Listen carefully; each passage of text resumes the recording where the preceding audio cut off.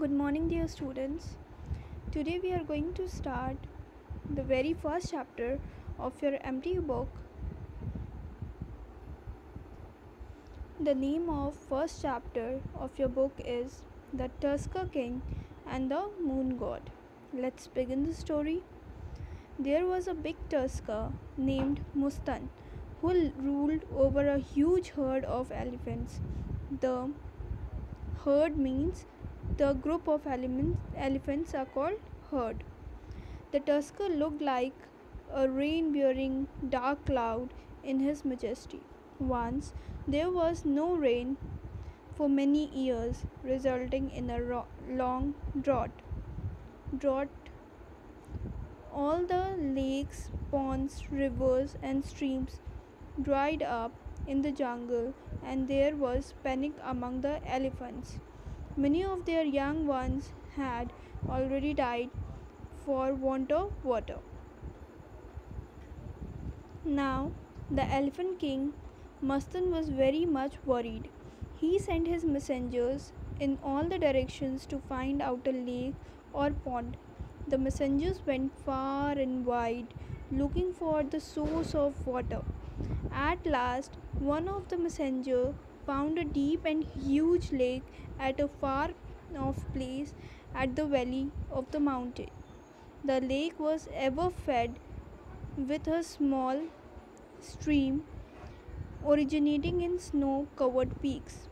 The news delighted the king and all his followers.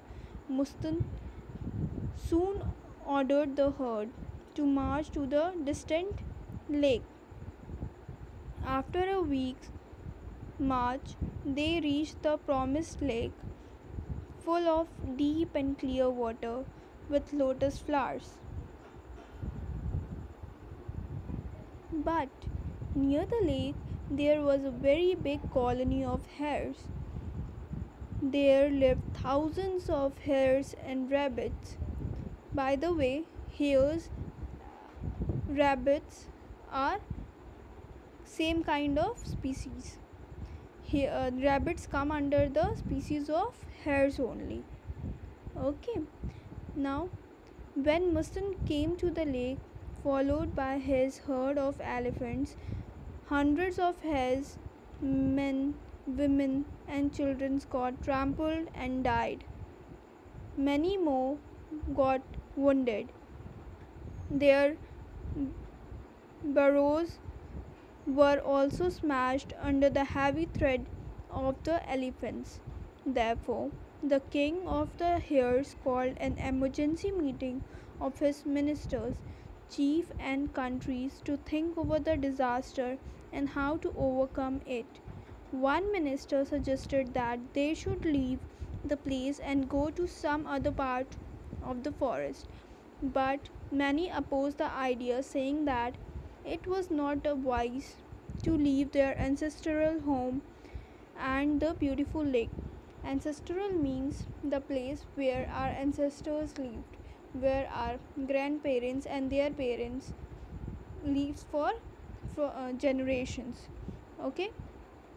Now, at last, a young hare got up on his feet and said to the king, "Your Majesty, if you send me as your messenger to the Tusker King, I can easily solve the problem. My plan is to tell the Tusker King that the moon god is annoyed and angry with him for polluting the water of the lake, which is his home. Moreover, his going to come to the lake with the herd destroys the hare and his subjects. If the Elephant King insists on seeing the moon god, I can show him the reflection of the moon in the lake. This plan is sure to succeed, Your Majesty." The clever plan of the young hare pleased all. His skills in speech and in negotiation further reassured their king. So, this hare named Subuddhi was sent to the Elephant King. Subuddhi soon reached a place which lay in the path of the elephants.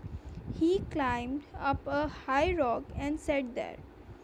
When Mustan was passing by with his herd, Subudhi, the young hare, and the ambassador said loudly, "Hey, Tusker King, listen to me carefully.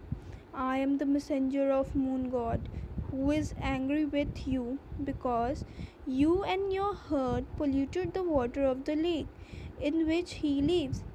Moreover, your coming and going with your retinue has killed thousands of hares who are very dear to the moon god. The moon god has ordered you never to visit the lake again. And if you don't obey him, he is sure to reduce all of you to ashes by his curse and anger." Mustan was taken in by Subudhi's brave and clever words. He was frightened and promised never to visit the lake again, but wanted to apologize to the moon god in person. Subudhi led the elephant king in the lake, but that time it was night and the moon and stars had come out. Subudhi showed Mustan the reflection of moon and stars in the placid water of the lake. The Tusker King bowed in silence to the moon and went away, repenting. From, from the night onwards, the hares lived in the perfect peace and happiness. So, this was the whole story of the Tusker King and the Moon God. Here, we get the moral that intelligence is the superior to might. That's all for today. Thank you all.